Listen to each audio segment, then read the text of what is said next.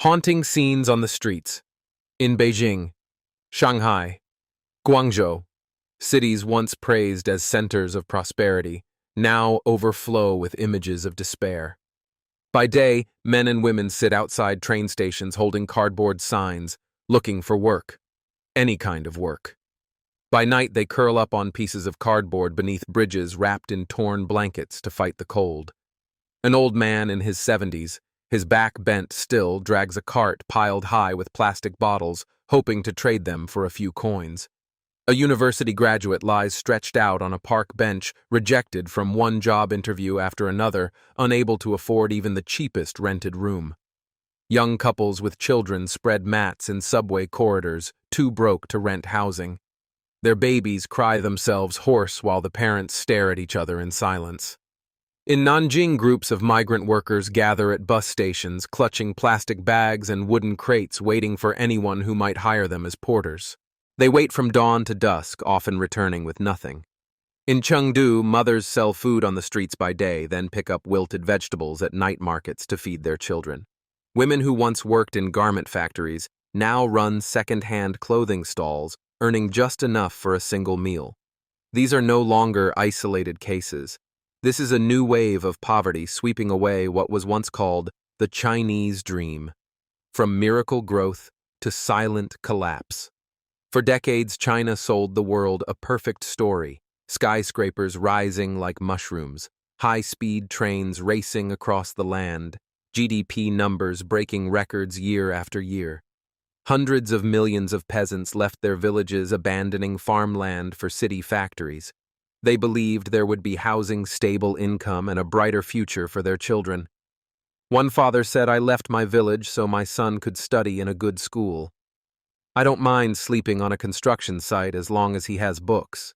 And for a while the dream looked real. But that ladder of prosperity was built on mountains of debt, cheap labor, and reckless overbuilding. When foreign orders shrank, when investors pulled out, when the pandemic struck alongside the property crisis, the entire system collapsed like a castle of sand in the tide. 200 million, living on less than $3 a day. Independent research shows more than 200 million Chinese survive on less than $3 a day, equal to the entire population of Brazil. Low-skilled workers are laid off en masse. Textile mills, electronics workshops, and once bustling industrial parks now sit empty. Seamstresses who once stitched garments for export now scavenge bottles. Electronics assemblers line up at charity soup kitchens. Truck drivers who hauled goods across thousands of kilometers sell their vehicles to pay debts. Construction workers who built high-rises now compete for day labor jobs unloading trucks for pennies. In Wuhan, unemployed laborers set up makeshift tents next to half-finished construction sites. They dare not return home because of bank debts, yet cannot live in company dorms anymore. In Guangdong, worker dormitories, once packed with tenants, now stand abandoned windows boarded for rent signs gathering dust. Heartbreaking stories. Take old Zhang, a former soldier in his 50s. He thought his strength and discipline would guarantee him work. But in Beijing, the only job he found was as a security guard earning 4,000 yuan a month, far too little to pay rent and eat. He squeezes with 7 others into a 13-square-meter room, eats 3 buns a night, and collapses into sleep. Xiao Li, a 24-year-old accounting graduate, sent out dozens of resumes with no reply. She found temporary work as a supermarket cashier. Within 3 months, the store shut down. With no rent money, she now survives on instant noodles, sleeping on a friend's floor. A young man from a rural province came to Shenzhen chasing opportunity. Instead, he was cheated out of his savings and left to sleep outside the bus terminal, begging for food by day. In Zhejiang, a 66-year-old grandmother should have been enjoying retirement. Instead, she wakes at 4 a.m. to collect trash, working to pay her son's debts. "Every coin I pick up is 1 coin less for the loan sharks," she says through tears. In Chongqing, a couple who once ran a noodle stall closed shop after losing customers. They sold their pots and tables, packed their 2 children, and returned to their village. Their eldest asked Mom, "Will I still go to school back home?" A question that left them speechless. Social consequences. From broken families to despair. Unemployment and poverty are shattering the family unit. Marriage registrations have fallen to a 45-year low. Meanwhile, divorce rates are climbing, often triggered by job loss. In Shanghai, a TV program revealed 90% of middle-aged workers unemployed for more than a year eventually divorced. On social media posts grow darker graduates offering to work for food, elderly pensioners digging through trash, farewell notes before people vanish. In Guangxi, 3 generations cram into a 15-square-meter room. The father lost his job. The mother was driven from her street stall, and the 10-year-old daughter writes in her diary, "I wish I could eat until I'm full and sleep in my own bed." How the authorities respond. Instead of admitting the scale of crisis, state media massages the numbers, erasing millions of unemployed from official reports. Ahead of political events, cleanup campaigns sweep the streets. Police drive away the homeless, destroy tents, and confiscate belongings. One worker wept when officers took away his only torn blanket. "It was sent by my daughter. Now it's gone. What do I have left?" Social assistance exists on paper but is nearly impossible to access. Local governments, drowning in debt, have no budget for aid. The result: millions of people abandoned in plain sight.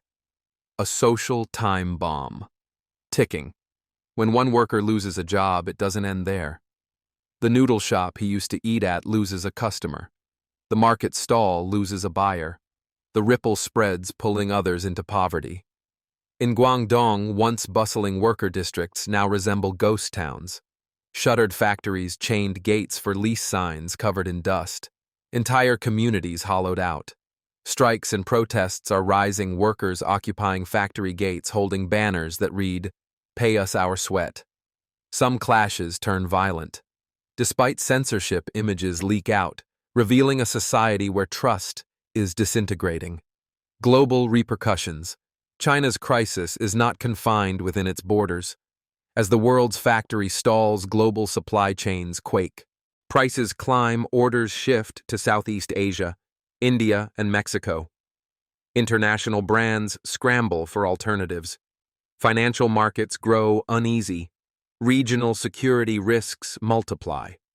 With 200 million below the poverty line, China faces not only a humanitarian disaster, but also a political and geopolitical one. Behind the slogans of stability and sustainable growth, China is confronting a silent catastrophe. 200 million people living on less than $3 a day, not just numbers, but broken families, children leaving school, dreams crushed beneath an unjust system. Without deep reforms, without truth replacing propaganda, silence will eventually turn into resistance. The question is, how long can Chinese citizens endure poverty and unemployment before fear gives way to uprising? Young people grow idle, while the elderly grow busier. In today's bleak economic landscape, a striking paradox deepens China's social unease. The young are increasingly idle, unable to find work, while the elderly are forced to keep laboring, burdened with responsibilities that should rightfully have ended in their twilight years. This paradox not only reflects instability in the job market, but also exposes the distortion of a system where age no longer corresponds to its natural role. The reality of youth, unemployment, living off parents. In recent years, youth unemployment has become a permanent crisis.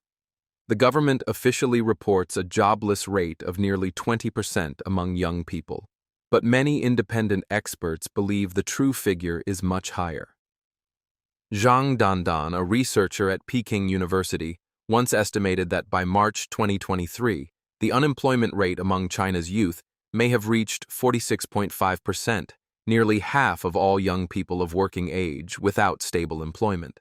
In such conditions, many young Chinese embrace the lifestyle of lying flat, tangping, choosing to live off their parents, refusing marriage and children, and avoiding grueling, low-paying jobs. They spend most of their time at home surviving on family allowances. Others take up temporary informal jobs just to satisfy university requirements to show employment in order to graduate. Many graduates are forced into flexible employment such as grilling skewers on street corners or creating online content on Douyin, simply so their schools can record them as employed and issue diplomas. Distorted employment statistics. In truth, graduate employment figures in China are often seriously manipulated. Universities pressure students into signing employment contracts or flexible job agreements to boost graduate employment rates to 98% as required. Some even classify petty trading, online reselling, or snack stalls as formal employment. Jiangsu-based dissident Li Kai-an notes that these statistics are wholly unreliable. For example, a graduate selling fried rice on the street is officially counted as employed. Such fabrications fuel public skepticism if the official unemployment rate were accurate. Why are even college graduates fighting over low-paying jobs or enduring months of joblessness? Stories of desperate competition. A well-known case is that of a China construction bank branch that advertised 30 job openings but received 10,000 applications.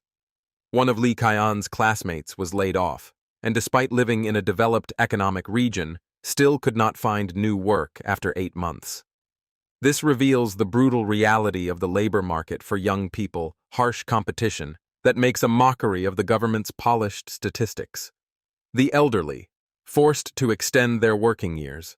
In contrast, those who have reached retirement age are not allowed to rest.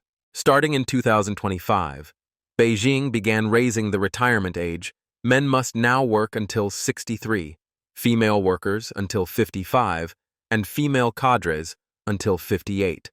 In major cities such as Hangzhou, Shenzhen, Chengdu, Qingdao, and Kunming, the permitted age for taxi drivers has already been extended from 60 to 65. Images of the elderly laboring tirelessly are now commonplace.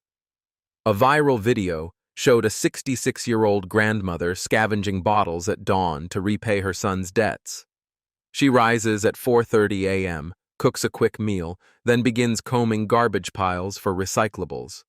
At 7 a.m., she starts a cleaning shift, and in the afternoon, a third job. Only at 5 p.m. does she return home to cook dinner. She explains, "Every coin I collect is one more coin to pay off my son's debts." Parents bearing their children's debts. Many sigh in frustration. Isn't it supposed to be children repaying debts for their parents? Why is it reversed now? One tragic case involved an octogenarian doctor of traditional Chinese medicine who must keep treating patients because his son squandered the family fortune on gambling, selling off the clinic and their house. Even among motorcycle taxi drivers, it's not rare to see men over 70. These stories reveal an inversion of social values rather than being cared for by their children. Many elderly are now forced to shoulder backbreaking labor to save their families. A small minority of pensioners in the official system enjoy generous benefits, spending their later years traveling or speculating on stocks. But for the vast majority, meager pensions cannot keep up with soaring living costs, leaving them no choice but to keep working. Rising costs and a weak welfare system. Mr. Ban, a resident of Inner Mongolia, explains that the real cause of this burden is the crushing pressure of survival. The cost of food, clothing, housing, and transport far exceeds incomes. Without financial support from parents, many young people could not even survive, let alone marry or raise children. He states bluntly, "Life in China is unbearably exhausting. In a society without a proper welfare system, nothing is surprising anymore. Ultimately, this is a systemic failure. What's worse, many don't even realize where the real cause lies. Marriage in decline. Divorce on the rise.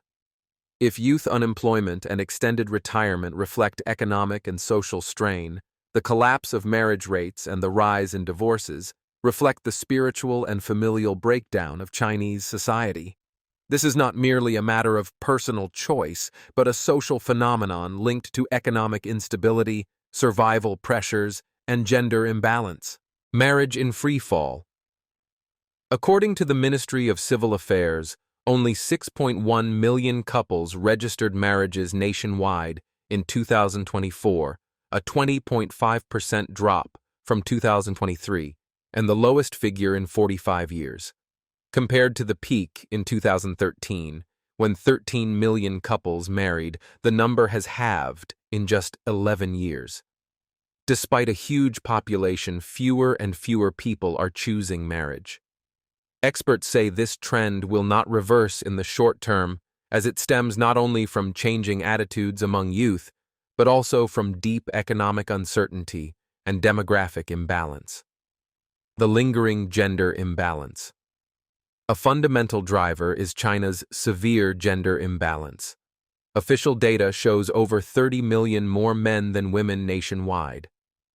Within the prime marriage age group, 20 to 40 men outnumber women by 17.52 million. The consequences are stark. Millions of rural men may never find a spouse, while urban women enjoy greater choice, yet also show a rising tendency toward divorce.